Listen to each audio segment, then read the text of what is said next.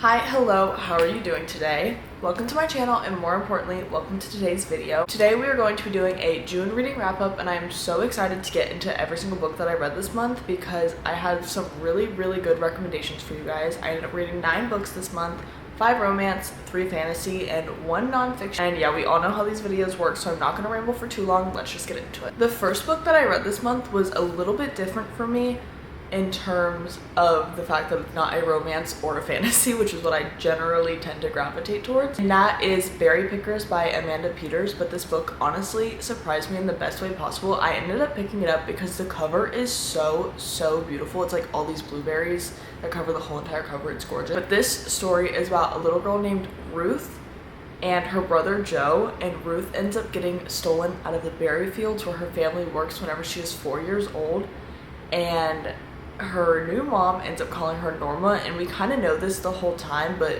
Norma does not. She thinks that she's having bad dreams, that it's like just trauma, nightmares, nobody knows what's happening to her. Her adoptive parents are lying to her and telling her that, you know, it's all in her head and she just needs to forget about it. And it is so heartbreaking because we see Joe's perspective and his ends on the family and them going through this loss and them just kind of coming to terms with their life and their children. And this is also, I forgot to mention it, this is a Native American family, so they are of course going through a lot of different hardships at this time, and this takes place in the 60s, so they're just treated super unfairly. It's just a really heartbreaking story about familial love and loss and trauma, and it's not fast-paced by any means, but it is just very meaningful, and I ended up giving this 4.25 stars. Next, I picked up Fearless by Lauren Roberts. As you probably already know, this is the last book in the Powerless trilogy, and honestly, I have complicated feelings about this book. It took me so long to even give it a rating because I just wasn't sure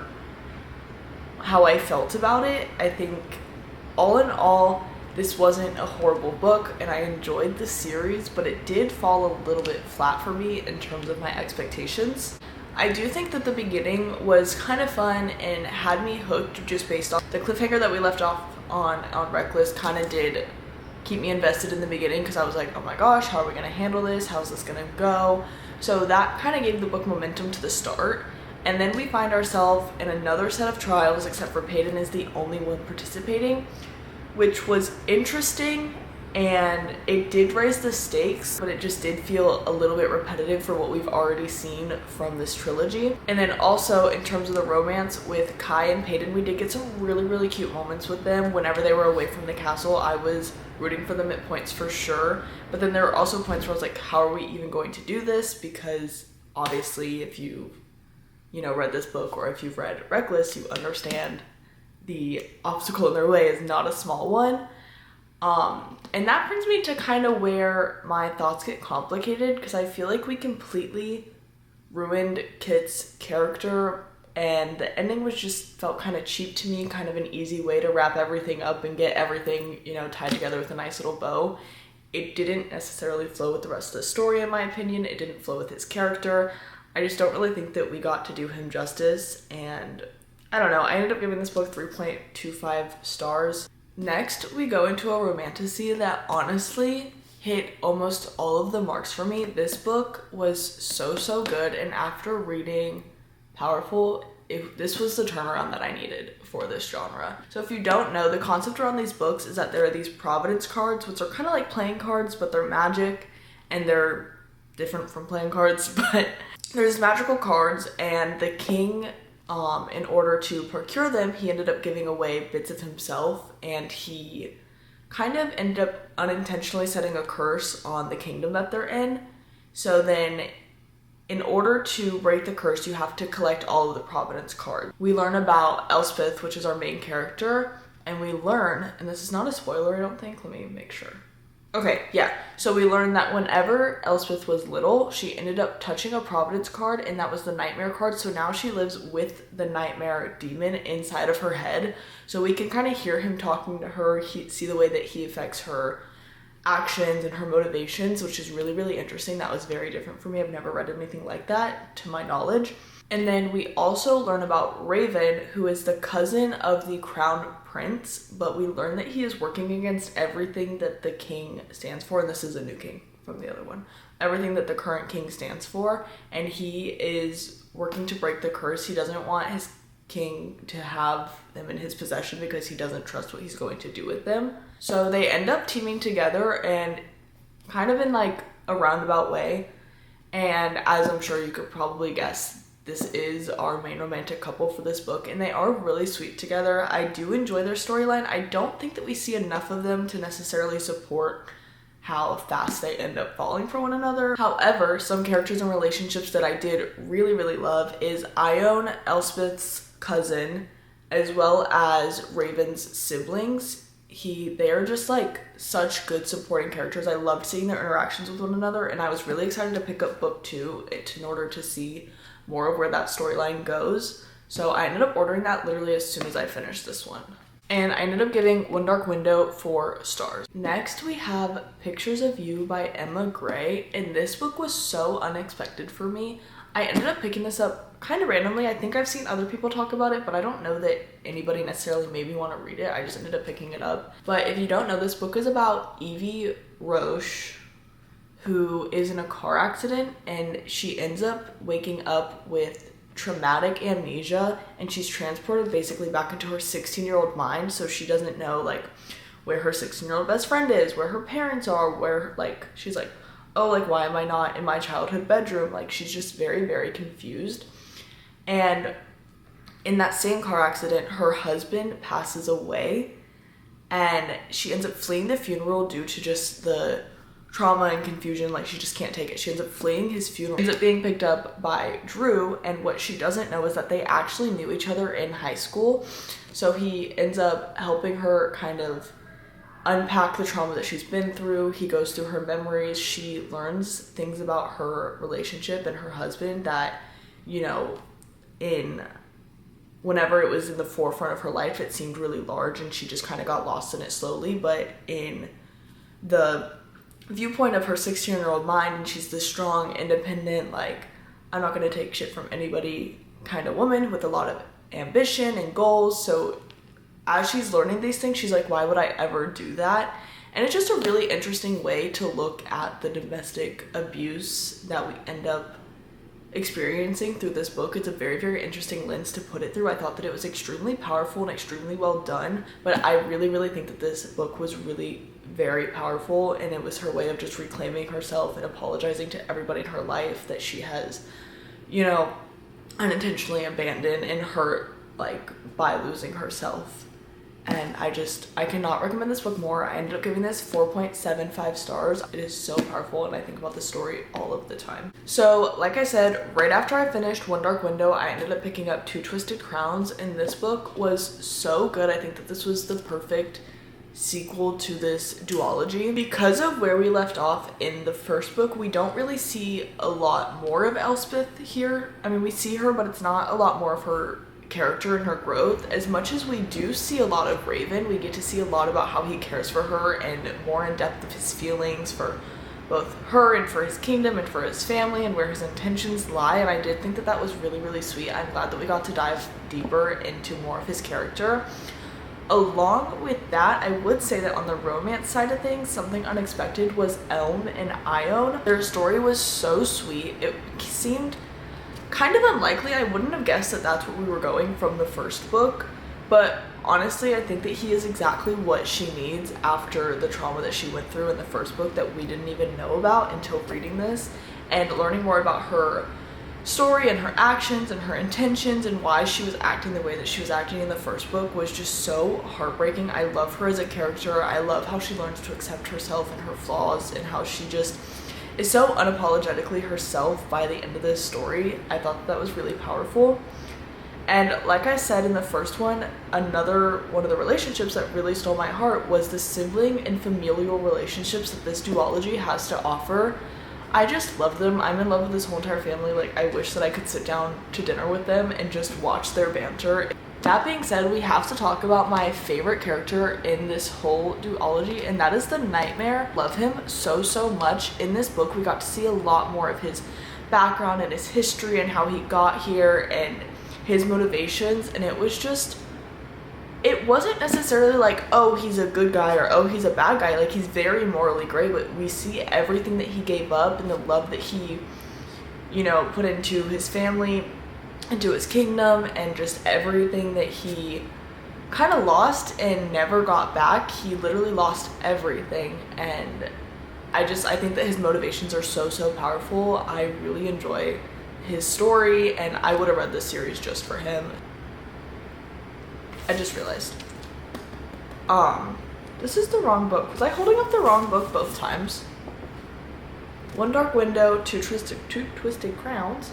Two Twisted Crowns. I'm not going to talk about it again, but I'm pretty sure that I was holding up the wrong book for both of those, so forgive me. Anyways, so getting into it. Ready or Not by Cara Bastone.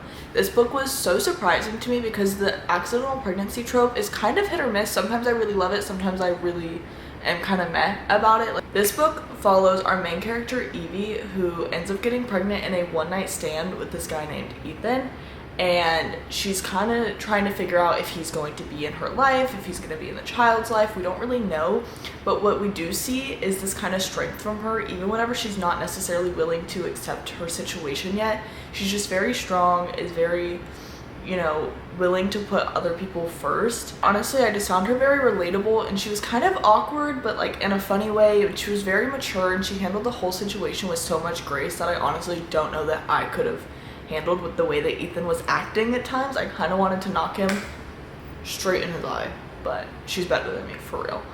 And then the other thing is Shep. He is her best friend's brother, and he was just so sweet and attentive, and he would like go grocery shopping for her, and I don't know, he was just so amazing. Like, if acts of service and words of affirmation were a person, it would be him. And it was just so heartwarming, so heartwarming to see somebody stick up for her and be there for her in a way that she really needed at that time. I don't know, I just really loved it. I found it very moving, and I don't have better words than the ones I am giving you, so I'm just gonna tell you that I did give this book a 4.75 stars. The next book I picked up was another one where the cover got me, but in a bad way.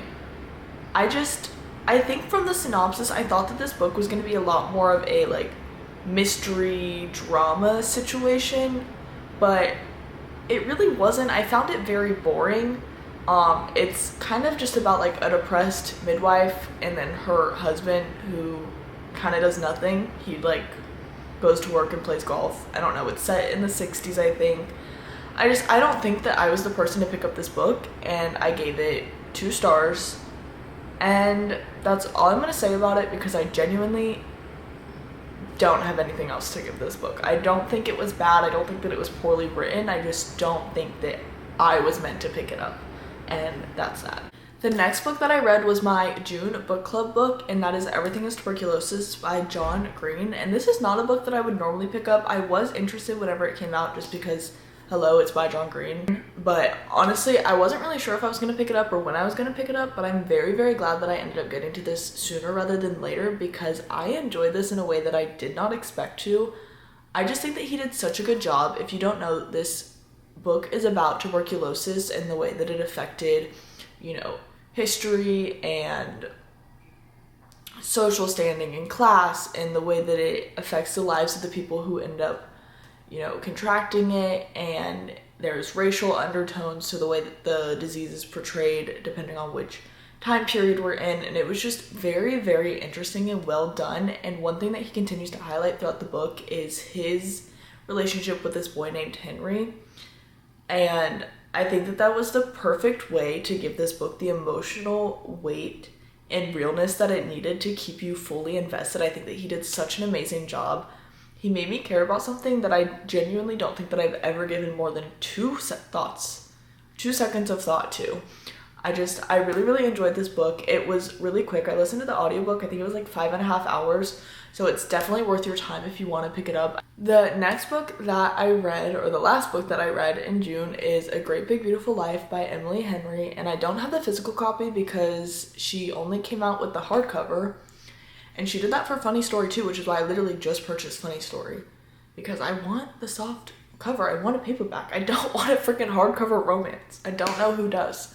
But anyways, I digress. I am a Emily? I am an Emily Henry fan through and through. However, I think that what I'm finding with her books is that some of them feel like Emily Henry books and some of them don't.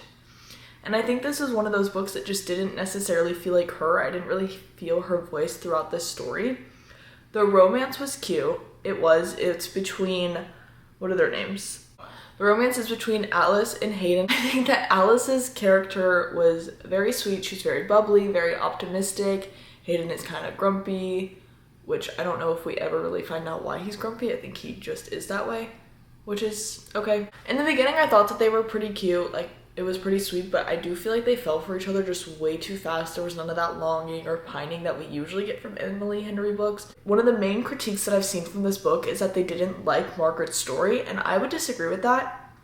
I enjoyed Margaret's story more than I enjoyed their story, almost to the point to where I didn't feel like we needed this whole writer interview framing in order to get her story. I almost would have rather that we had gone in chronological order, or maybe she is telling the story from right now but it's only focused on her. I just think that would have been much more powerful. I found her way more interesting than any of the other characters in the book.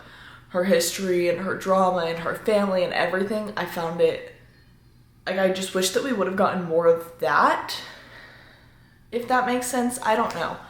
All in all, this book was okay. It definitely wasn't bad. I gave it 3 stars, like I give pretty much any romance book that I read that is just okay on the romance side. But yeah, not my favorite Emily Henry. Alrighty guys, that is every single book that I read in the month of June. I hope that you got some recommendations. I hope that you got some insight onto whether or not you want to pick up these books. I am so excited to get into the July reads because I've been on such a roll with reading the past few months. So I'm really excited to see what we get into. And without further ado, I'm just going to go ahead and end this video. I hope that you have a beautiful day. Bye.